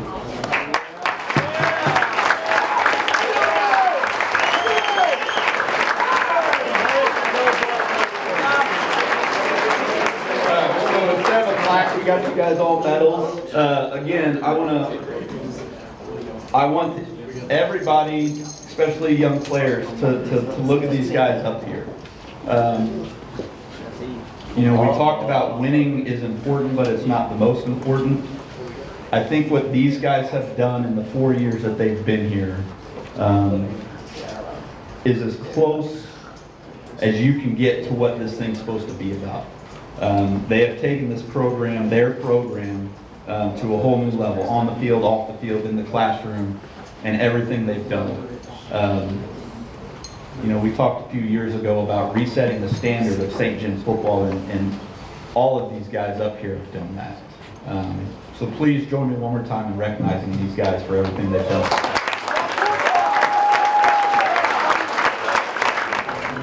Go ahead and sit down, guys.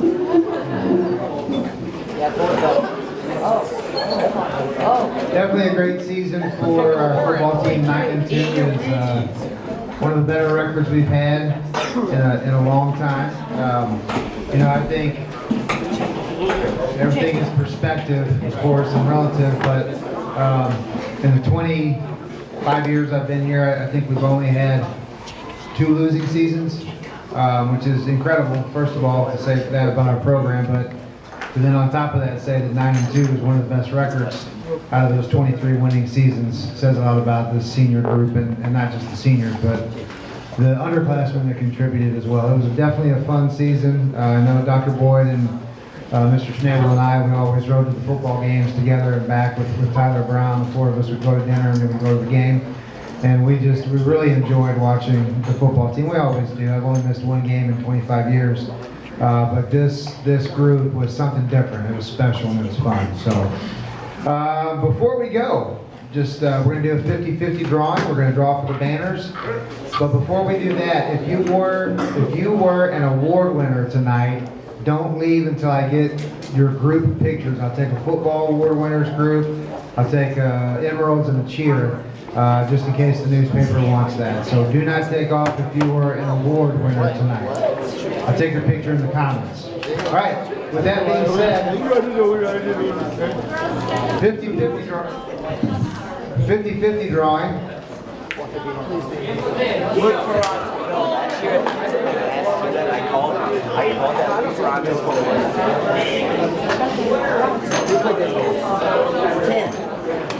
$38. If I call your ticket number, just bring your ticket up on your way out. Holler if you want to. 729-815.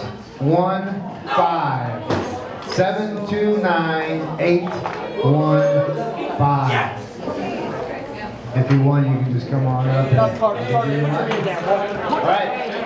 Banner, Jill. Hey, Jill Beckerman. I believe you. Nobody else named it. Nobody's arguing. All right, banners. Start with dance. If I draw your name, just grab the banner on your way out. If I don't call your name, don't take the banner on your way out. The emerald banner goes to Kara Gibson.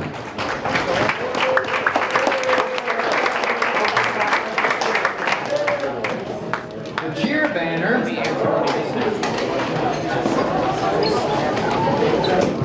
goes to Olivia Beckerman. Well, you don't want it? You get it. All right, in the football banner. Alex Posler. Goes to Alex Posler. Drake Meyer. It's unbelievable. If Lance was here, he would have won the 50-50. All right, award winners, don't forget to stick around. Everybody have a great evening. Thank you.